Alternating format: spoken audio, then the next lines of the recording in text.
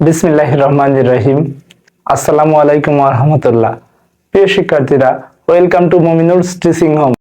Chlorination পদ্ধতিতে পানি বিশুদ্ধকরণ। Chlorination হলো পানিকে জীবাণুমুক্ত করার একটি কার্যকরী প্রক্রিয়া, যেখানে পানিতে নির্দিষ্ট পরিমাণে ক্লোরিন বা ক্লোরিনযুক্ত যৌগ গঠন করে, যেমন OCl যুক্ত হয় অনেক সময়। এটি ব্যাকটেরিয়া, ভাইরাস ও অন্যান্য ক্ষতিকর জীবাণু ধ্বংস করতে সাহায্য করে। ক্লোরিনেশন বিষয়টি ক্লোরিন যুক্ত করে যে পানি নিষ্কাশন বা পানি বিশুদ্ধকরণ পদ্ধতি, সেটাকেই বোঝানো হয়েছে। ক্লোরিনেশন প্রক্রিয়া: ক্লোরিন বা ক্লোরিন যৌগ সংযোজন, তরল ক্লোরিন Cl2, আমরা জানি দ্বিপরমাণুক গ্যাস, সোডিয়াম হাইপোক্লোরাইড NaOCl বা ক্যালসিয়াম হাইপোক্লোরাইড CaOCl2 ব্যবহার করা হয়। অর্থাৎ যে যৌগগুলোর শেষে OCl রয়েছে এইগুলো বলে হাইপোক্লোরাইড যৌগগুলো ক্লোরিনের বিকল্প হিসেবে ব্যবহার করা যায়। প্রতিক্রিয়ার জন্য অপেক্ষা: ক্লোরিন পানির সঙ্গে মিশে ব্যাকটেরিয়া ও ভাইরাস ধ্বংস করে। প্রয়োজনীয় সময় দেয়া হয় যাতে ক্লোরিন তার কাজ করতে পারে, অর্থাৎ ক্লোরিন নিরোধক হিসেবে ব্যবহার হয় এবং ক্লোরিন পানির সাথে মিশে ব্যাকটেরিয়া ও ভাইরাস ধ্বংস করে। এর জন্য কিছু সময় লাগে, সেই সময়টা দিতে হয়। 2.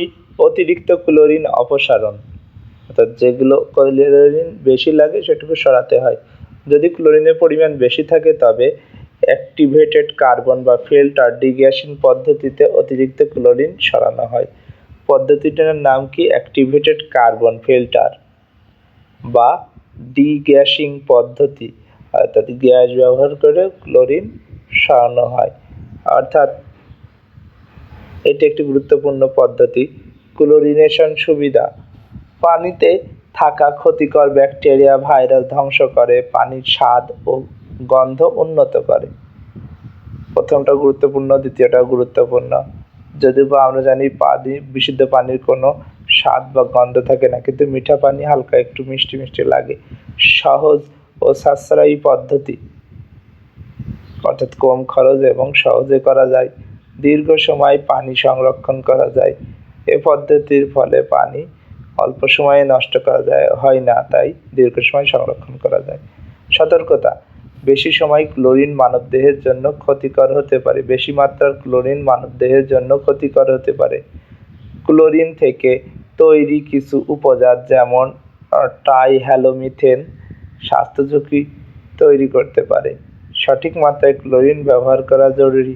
অতিরিক্ত মাত্রায় ক্লোরিন ব্যবহার করলে জীবনের জন্য সেটা হুমকিস্বরূপ বা নেতিবাচক দিক হয়ে দাঁড়াবে। ব্যবহার ক্ষেত্র: পৌরসভা ও পানি সরবরাহ কেন্দ্র, সুইমিং পুল, শিল্প কারখানার পানি পরিশোধন, গৃহস্থালির পানি বিশুদ্ধকরণ, এসব কাজে ক্লোরিনেশন ব্যবহার করা হয়। এটি সহজ ও কার্যকরী পদ্ধতি যা বিশ্বব্যাপী বিশুদ্ধ পানির অন্যতম প্রধান উপায় হিসেবে ব্যবহৃত হয়, তাই বিষয়টি অতীব গুরুত্বপূর্ণ।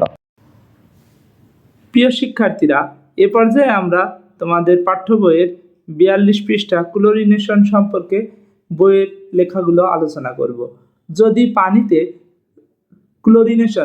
পানিতে রোগ সৃষ্টিকারী জীবাণু থাকে তবে তা অবশ্যই দূর করতে হবে, তা না হলে কি হবে? ওই জীবাণু দ্বারা যে পানি ব্যবহার করবে সে আক্রান্ত হওয়ার সম্ভাবনা রয়েছে, এবং সেটি করা হয় জীবাণুনাশক ব্যবহার করে। অর্থাৎ জীবাণু মারতে জীবাণুনাশক ব্যবহার করা হয়, স্বাভাবিক কথা।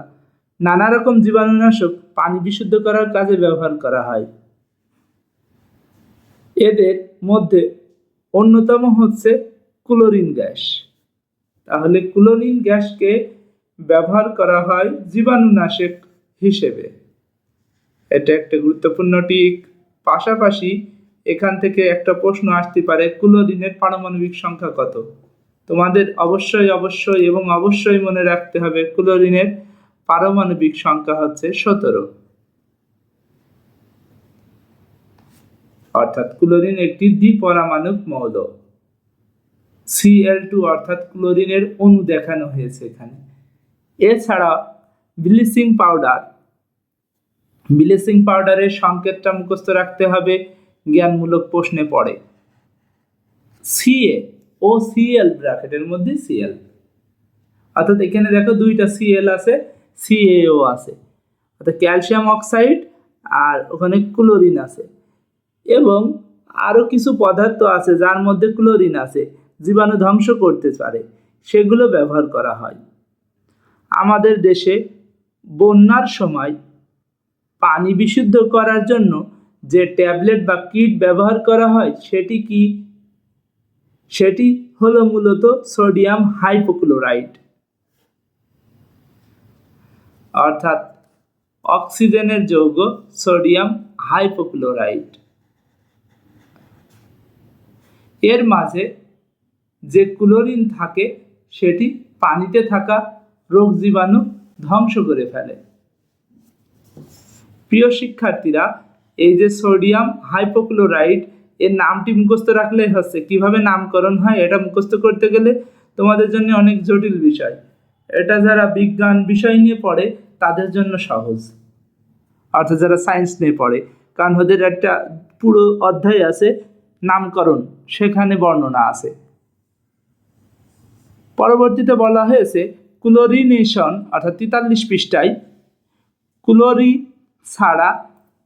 ক্লোরিন ছাড়াও ওজোন গ্যাস দিয়ে অথবা অতিবেগুনি রশ্মির আরেকটা নাম তোমাদের মনে রাখতে হবে ইউভি রশ্মি।